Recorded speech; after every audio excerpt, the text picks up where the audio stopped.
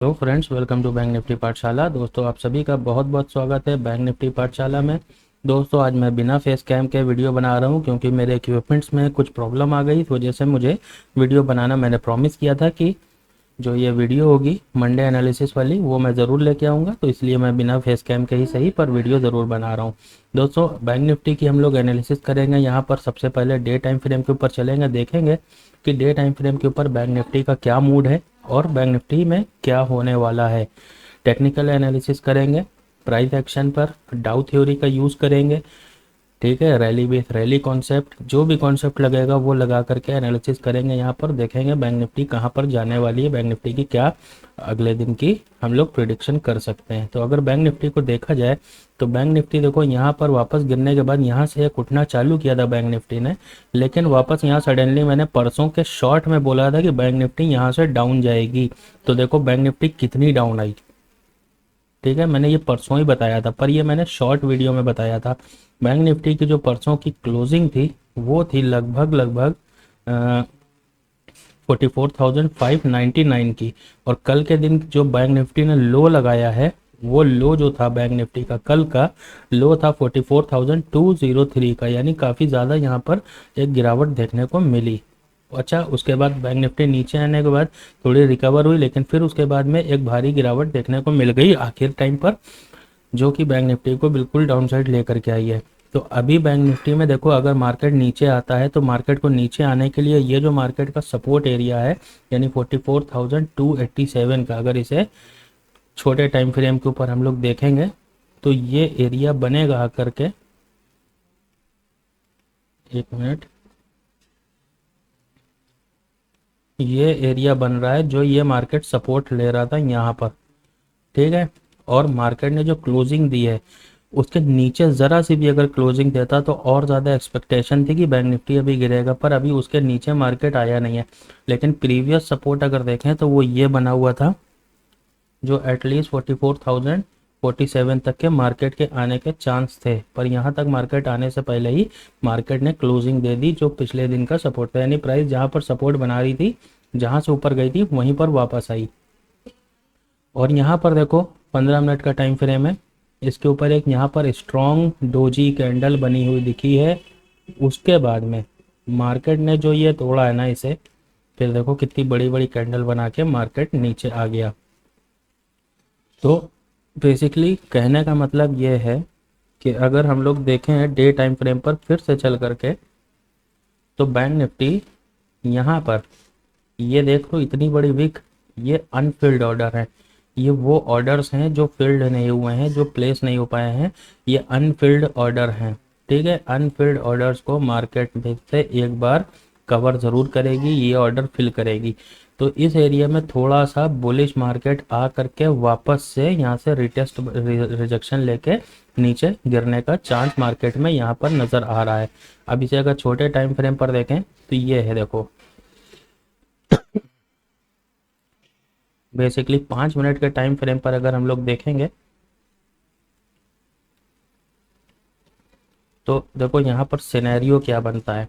एक ये important level है मार्केट का, जहाँ पर बहुत टाइम तक मार्केट ने रेजिस्टेंस लिया, और एक ये लेवल है मार्केट का जहाँ पर बहुत टाइम तक मार्केट ने सपोर्ट लिया और क्लोजिंग भी इसी लेवल पर आकर के मार्केट ने कर दी।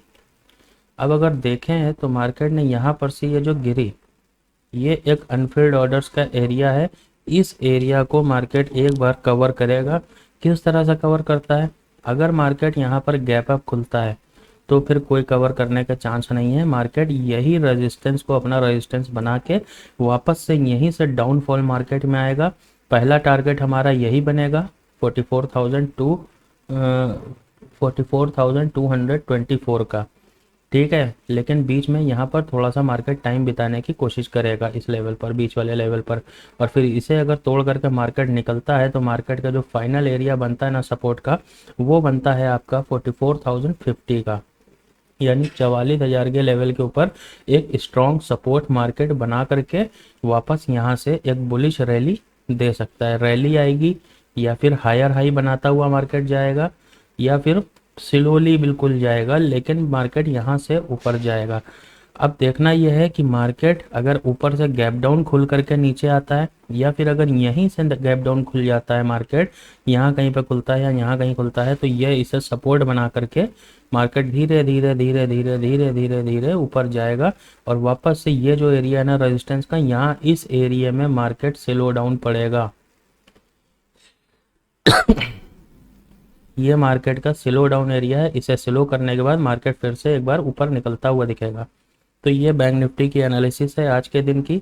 अब बेसिकली देख लेते हैं हमें ट्रेड कैसे करना है, कहाँ पर करना है, क्या मार्केट की सपोर्ट जोन आ रही है, क्या मार्केट की डिमांड जोन बन के आ रही है, ये सब चीज़ें हम लोग देखेंगे एक बार। जैसा कि मैं हमेशा कहता हूँ, बैंक निफ्टी में मुझे 30 मिनट ज़्यादा एक्यूरेट लगता है, तो 30 मिनट के अकॉर्डिंग ही देखेंगे हम लोग। अगर देखें मार्केट में, तो ये जो एक एरिया है ना, ये वाला, इस एरिया पर देखो, ध्यान दो, इस एरिया पर मार्केट ने एक बार रेजिस्टेंस लिया, 2 बार लिया, 3 बार लिया, चौथी बार सपोर्ट बनाया, क्योंकि जब प्राइस ऊपर से आती है तो उसे ही को रेजिस्टेंस को सपोर्ट बना देती है, और जब नीचे से प्राइस आती है तो उसी लेवल को एज अ रेजिस्टेंस वर्क करती है। उसके बाद देखो यहाँ पर मार्केट से लो हुई, फिर यहाँ पर रेजिस्टेंस रेजिस्टेंस रेजिस्टेंस रेजिस्टेंस, ठीक है, इतनी बार मार्केट ने इस लेवल को रिटेस्ट कर दिया है। अब जो एरिया ज़्यादा बार मार्केट को रिटेस्ट करता है, पहली चीज़ वो तो वीक हो जाता है, लेकिन अभी भी ये स्ट्रॉन्ग चल रहा है, अभी तक टूटा नहीं है। दूसरा एक ये एरिया है मार्केट का, यहाँ पर भी अगर देखें तो मार्केट ने यहाँ सपोर्ट बनाया, यहाँ सपोर्ट बनाया, यहाँ सपोर्ट बनाया, यहाँ यहाँ, फिर उसके बाद यहाँ फिर से सपोर्ट बनाया। और जब मार्केट इसके नीचे पे चल रहा था, तो देखो यहाँ पर मार्केट ने इसे कैसे रेजिस्टेंस की तरह पे यूज़ किया हुआ है, ठीक है, एज अ रेजिस्टेंस यूज़ किया मार्केट ने। तो ये दोनों एरिया बहुत ही स्ट्रॉन्ग है, हम दोनों एरिया को मार्क करेंगे एज अ सप्लाई जोन और डिमांड जोन। किस तरह से मार्क करेंगे देख लेते हैं। देखो ये जो सपोर्ट एरिया बन रहा है ना मार्केट का, ये एरिया, ये एक डिमांड जोन है। अब सप्लाई जोन को अगर देखें हम लोग, तो ये मार्केट की एक सप्लाई जोन निकल करके आ रही है, और इसे फिल कर देंगे थोड़ा सा, ठीक है, ये बन गई मार्केट की सप्लाई जोन। अब एक जोन और हम लोग यहाँ पर बनाएंगे, ये वाली, ये बनेगी डिमांड जोन, ठीक है। तो अब छोटे टाइम फ्रेम पर चल के देख लेते हैं। देखो सप्लाई जोन और डिमांड जोन का कॉन्सेप्ट मैंने पिछली वीडियो में बता रखा है कि प्राइस अगर अपने सप्लाई जोन से चली है तो डिमांड जोन तक ज़रूर आएगी। तो ये देखो प्राइस सप्लाई जोन से चली थी और अपने डिमांड जोन पर आ गई, बीच में ये अभी भी अनफिल्ड ऑर्डर्स हैं। छोटे टाइम फ्रेम पर देखने में लगता है कि यहाँ पर ये ऑर्डर्स फिल हुए हैं, पर ये एक्चुअल में अभी फिल नहीं हुए हैं अगर डे टाइम फ्रेम के हिसाब से देखें, यानी लॉन्ग टर्म में। तो धीरे धीरे मार्केट अभी ऊपर आने के चांस हैं। अब यहाँ पर से मार्केट देखना यह है कि अगर मार्केट यहीं कहीं पे खुलता है, ठीक है, या फिर नीचे खुलता है और फिर इसे तोड़ के ऊपर आता है, तो हम लोग यहाँ पर एक कॉल की पोजीशन बना सकते हैं और उसे होल्ड कर सकते हैं पूरे इस सप्लाई जोन तक के आने के लिए। लेकिन अगर मार्केट यहाँ कहीं पे खुलता है अपने इस वाली जोन के पास, क्योंकि ये जोन बहुत इंपॉर्टेंट है, यहाँ पे मार्केट ने बहुत देर टाइम भी बिताया और एज अ रेजिस्टेंस यहाँ पर वर्क किया है बहुत टाइम तक। पहले यहाँ पे सपोर्ट बना, ये देखो यहाँ पर भी यही हाल है, यहाँ पर भी यही हाल है, और प्रीवियस वाले चार्ट में भी यही है, और कल के दिन भी मार्केट ने यही यहाँ पर जोन बनाई थी अपनी।